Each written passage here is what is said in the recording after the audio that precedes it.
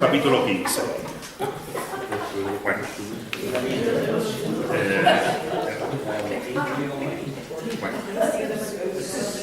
Ese ideal de mujer cristiana, madre y esposa, pues San Agustín lo ve en la figura de su madre, Mónica, en Santa Mónica, de la que dice lo siguiente en su obra Las Confesiones, capítulo 9, parágrafo 9.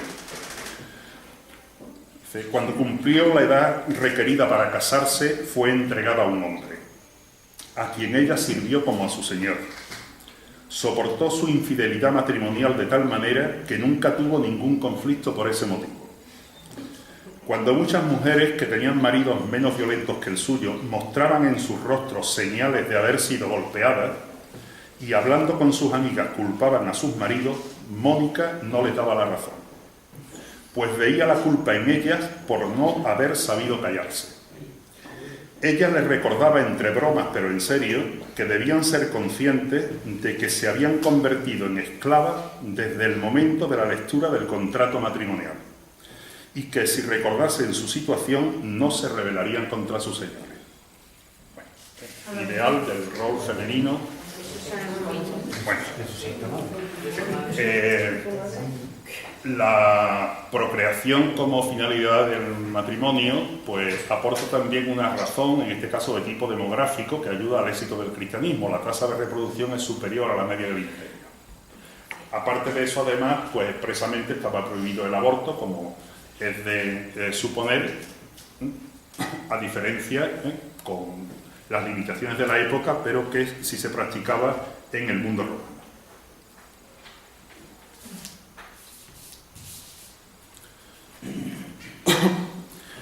En esta oferta de que Roma no tiene nada que temer del judaísmo, de mantener roles, estatus y situaciones, los últimos textos que os leo van dirigidos al estatus de los esclavos. No olvidar que estamos en una etapa de modo de producción esclavista. Pues respecto de los esclavos,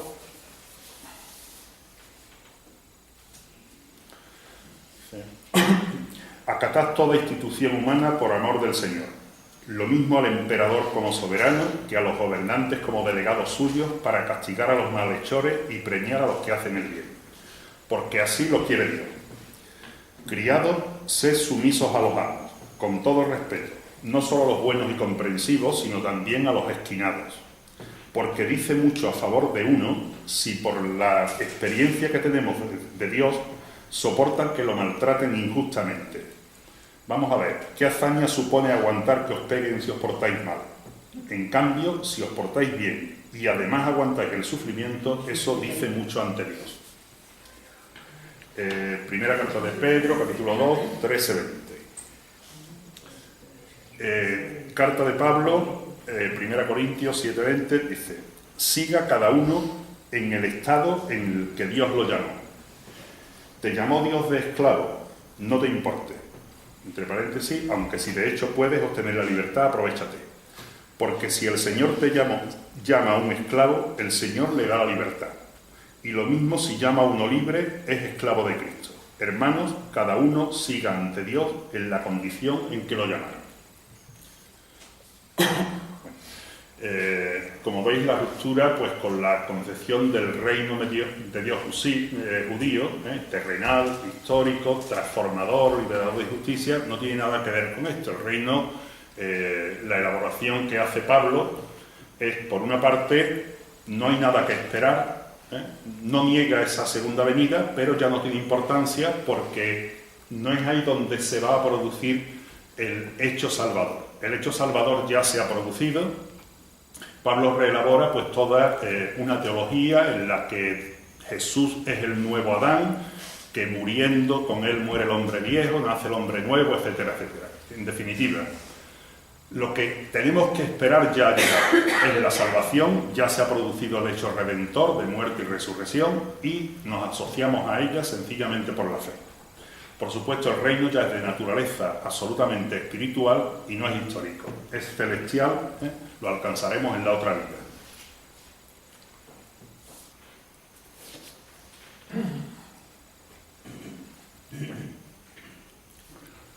pues con esta carga doctrinal e ideológica, despejado el panorama de el grupo de Jerusalén, se trata de sencillamente ir organizándose, ir constituyéndose como aparato de poder. Para empezar, Pablo tiene todo el territorio por delante lleno de muchas comunidades judías de la diáspora, judíos formados en una mentalidad helenística mucho más proclive a esta nueva forma de religiosidad y mucho menos exigente con los gentiles. La conversión pues no exige, en el grupo de los primeros helenistas de Jerusalén, no le exige desde luego el rito de la circuncisión, que echa para atrás a más de uno.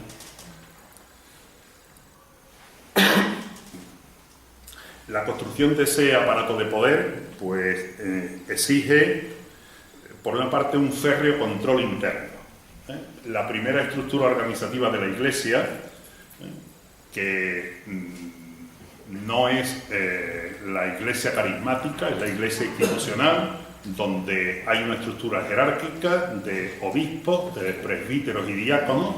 Eso está construido a partir pues, del año 60 aproximadamente, se dota de esa estructura organizativa, que se encarga, entre otras cosas, de la recta interpretación de las Escrituras, es decir, referidas al Antiguo Testamento. El cristianismo que elabora Pablo se presenta como la plena culminación del Antiguo Testamento. Y al mismo tiempo son ya depositarios de la recta doctrina. Es decir, después de haber proclamado este es el único evangelio, maldito el que os predica otra cosa, etc., el control ideológico que llevan de cara a la nueva elaboración teológica que están haciendo es absolutamente igual de eficaz que respecto de la interpretación del Antiguo Testamento. Esa estructura jerárquica, por designación, va a ir asociada a la idea de la sucesión apostólica.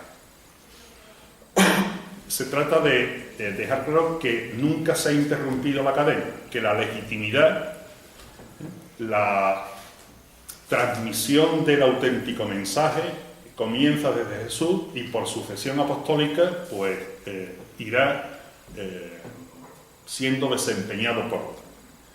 Por cierto, aclaro, no hay ninguna base histórica ni siquiera para afirmar que Pedro estuvo en Roma, y mucho menos ya lo de su martirio. De Pablo sí estuvo, pero no hay nada de martirio. Las noticias que tenemos sobre él es que permanecía en una casa de alquiler y dice literalmente custodiado por un soldado, ¿sabes? Una especie de arresto domiciliario o algo así, pero no nada más. Bueno, junto a esto, otro motivo importante de difusión y un reclamo importante es que efectivamente estas comunidades muy bien organizadas crean pues una red de solidaridad, de seguridad social. Para muchos desamparados, caso de viudas, pobres, etcétera, integrarse en estas comunidades pues suponía pues al menos un cierto colchón, una cierta seguridad ante o hacia lo que había fuera de ella.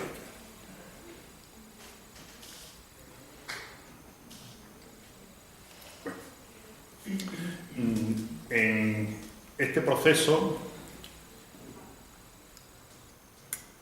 quiero enseñar un poco cómo hacia finales del siglo IV, pues organizativamente y perfectamente instalada en el poder, se culmina pues este proceso iniciado por Pablo. En esta primera etapa pues fue evidentemente donde hubo más altibajos. Incluso no hay problema pues en hablar que sería la etapa de el cristianismo perseguido, de la religión perseguida. Aclarando algunas cosas. Primero, que eso no fue la actitud de Roma permanente, constante, ininterrumpida, sino que fue más bien episódica. Un episodio importante, efectivamente, es en el siglo I, la persecución de Nerón a raíz del incendio, de utilizarlos como chivo expiatorio. En general, durante los 3 primeros siglos, hasta la mitad del siglo III, los cristianos disfrutan de la paz romana cuando existía. No son especialmente, entre otras cosas, porque, como sabéis, pues la actitud de Roma hacia las demás religiones pues era más que de tolerancia, incluso muchas veces de indiferencia. Es decir, no había ningún problema en profesar una o varias y simultáneamente religiones. Únicamente había problema pues si desde una posición de intolerancia se negaba explícitamente la religión romana. Eso es lo que va a desencadenar el corto periodo de persecución sistemática. A partir del año 250, el emperador Decio entiende pues que el imperio carece de estabilidad y que una de las razones es pues que hay poco apego a las tradiciones, a la religión, y entonces exige pues un cierto apoyo. Exige en concreto que al menos una vez pues se participe en los ritos en la religión oficial romana. Lo exige además en presencia de un funcionario que expide un certificado de que efectivamente has participado en los cultos. La persecución la desencadena la actitud de los cristianos que se niegan, es decir, no se les pide que renieguen ni apostasíen de su fe, sino sencillamente que además de cristianos pues tengan ese detalle, ¿no?, de vez en cuando con la religión de Roma. Bueno, a eso se niegan y la postura es un poco definitoria de lo que es el cristianismo. Es decir, el cristianismo en el marco de la religiosidad romana es la única religión que se presenta a sí mismo como la religión verdadera, que es un concepto que, como veremos, no existe todavía a comienzos del siglo IV. Ahora lo veremos en el Edicto de Milán. Por ejemplo, a propósito de esto, encuentro por aquí el texto.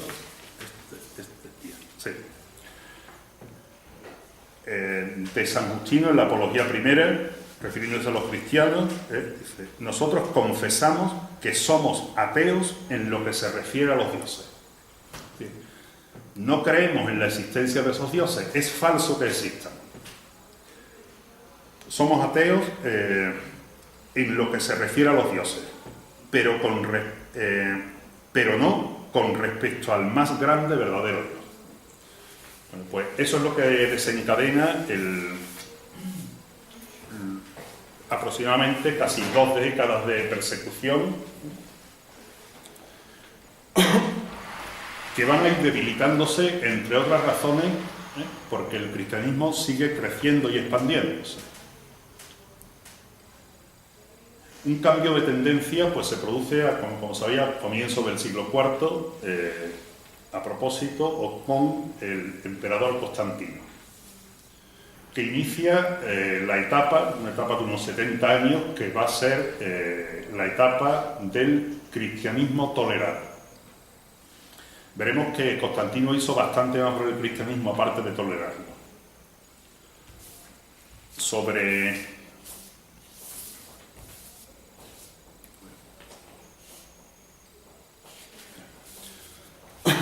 esta etapa, os leo brevemente lo que me parece más significativo del Edicto de Milán, el que decreta el emperador Constantino, pues conceder tanto a los cristianos como a todos los demás la facultad de seguir libremente la religión que cada cual quiera y permitir de ahora en adelante a todos los que quieran observar la religión cristiana hacerlo libremente sin que esto les suponga ninguna clase de inquietud y molestia. Es decir, es ya el reconocimiento de que el cristiano puede seguir siendo exclusivamente cristiano, no tiene que aceptar ni manifestar ninguna adhesión al emperador ni algo.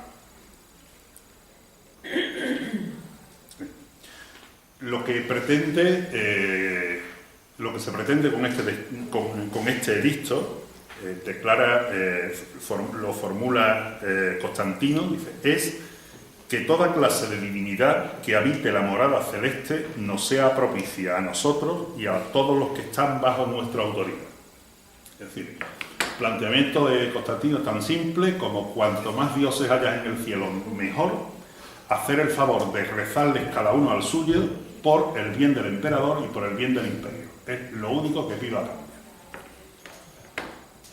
Como veis, la idea de única religión verdadera brilla por su ausencia.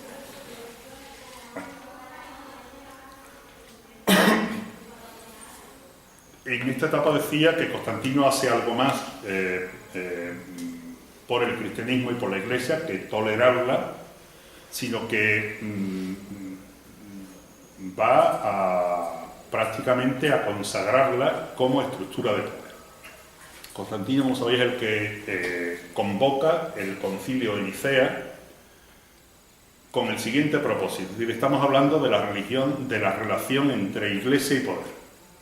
A estas alturas Roma es más que consciente del enorme servicio ideológico que puede prestar el cristianismo, siempre y cuando el cristianismo sea algo unido que hable con una sola voz.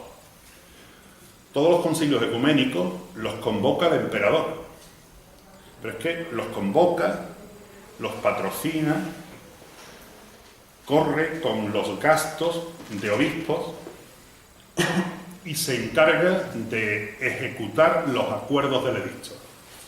A propósito del concilio de Nicea, donde no va el patriarca de Roma, como no va a otros muchos concilios. Es decir, a estas alturas, luego vemos en un momento pues las circunstancias históricas finales desencadenantes, tienen muchísimo más peso los patriarcas de Alejandría, Constantinopla, Jerusalén, Antioquía, que el de Roma. Roma en algunos casos sencillamente manda a representantes.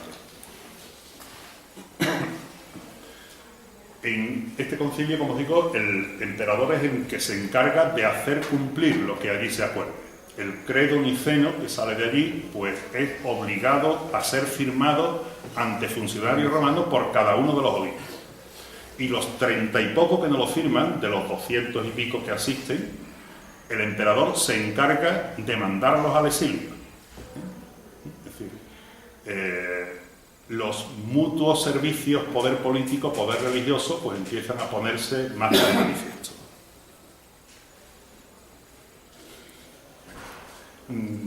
La idea, como os decía, es, si no se habla con una sola voz, si hay disidencias, discrepancias, no hay que aburrir con la larguísima, interminable, curiosísima lista de herejías, es decir, de derrotados en disputas ideológicas, que es lo que es un hereje, evidentemente, el que sale perdiendo.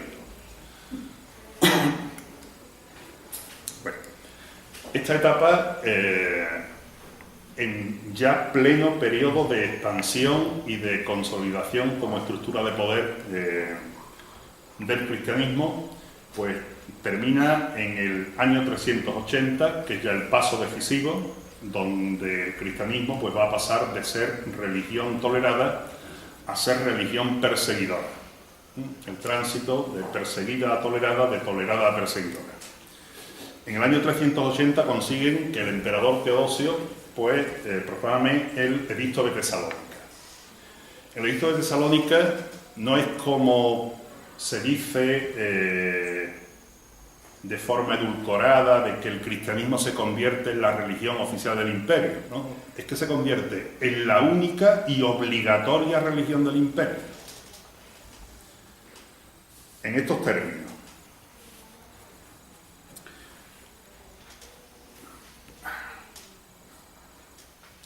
Por esta ley disponemos que los que sigan esta norma, la norma cristiana, sean llamados cristianos católicos.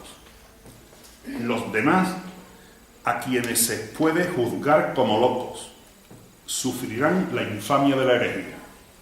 La persecución de herejes se lleva ya a cabo desde el poder político. Los demás, los no cristianos, sufrirán la infamia de la herejía.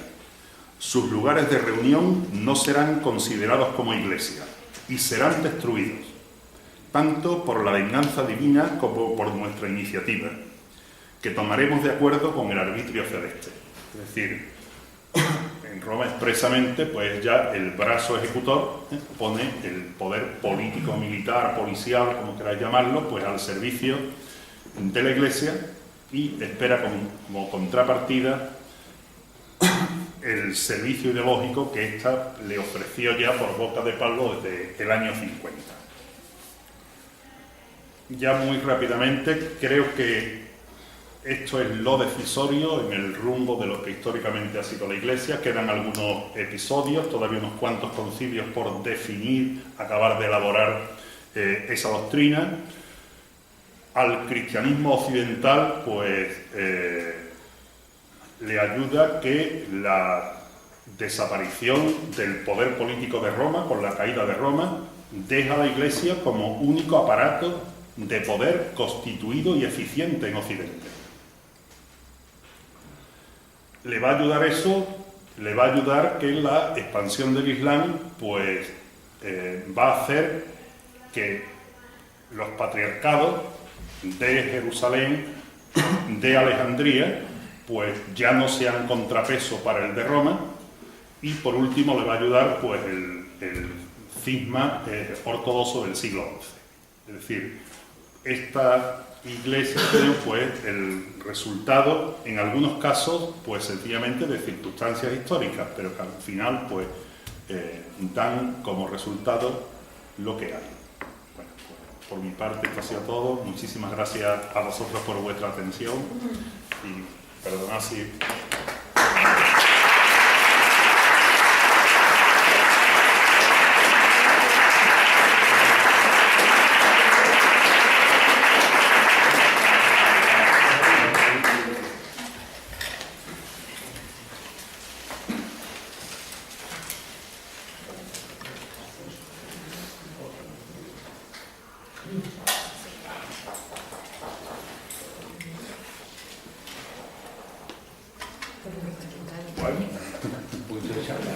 Que haya ido esto.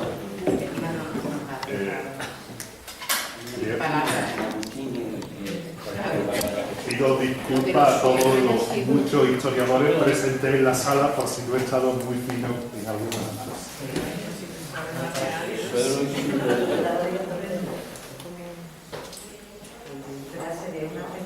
El hecho de la resurrección entonces no está constatado en ningún evangelio.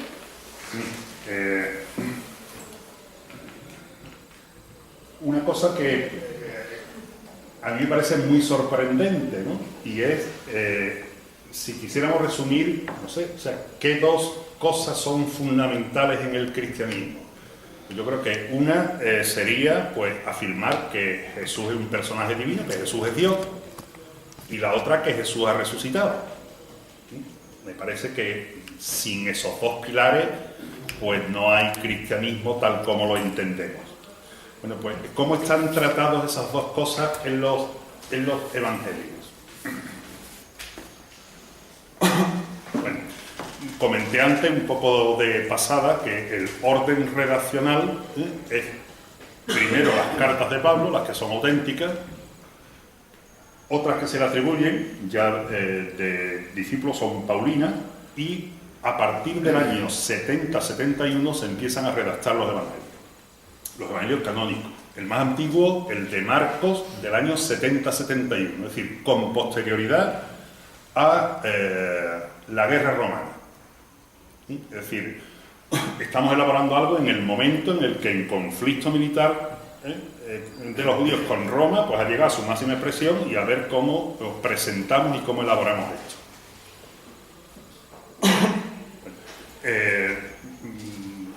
Mateo, Lucas, año 80, el más tardío de todos, Juan, año 100, en torno al 100 algo.